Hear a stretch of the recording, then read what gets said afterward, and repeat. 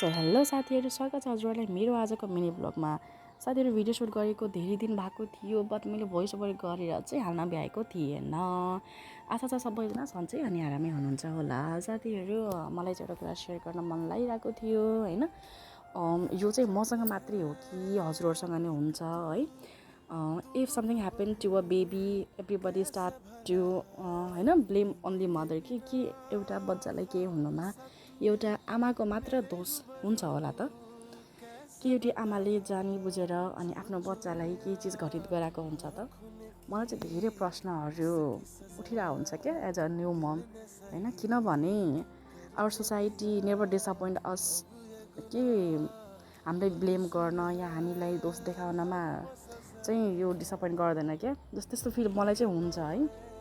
किनभने as a new मम मैले धेरै चिजहरू मैले पनि फेस गरि नै रहेको हुन्छु।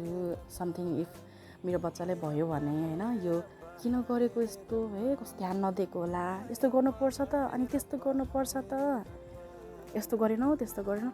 मलाई यस्तो गर्छन् कि होइन, 5 मिनट उनीहरूले आइदिएर समाइदिँदा या केही गरिदिँदाखेरि उनीहरूलाई सब चिज मेरो बच्चाको बारेमा थाहा हुन्छ जस्तो कि।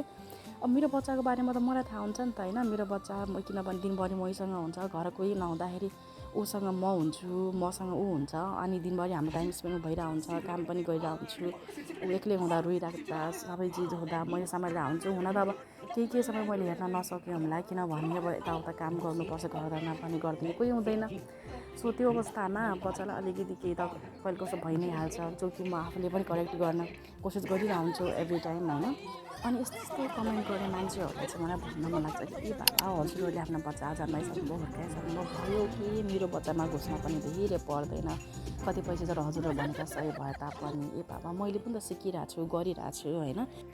अनि नजानेका कुराहरू पनि सिकिरहेको छु र त्यसलाई सच्याउँछु भने।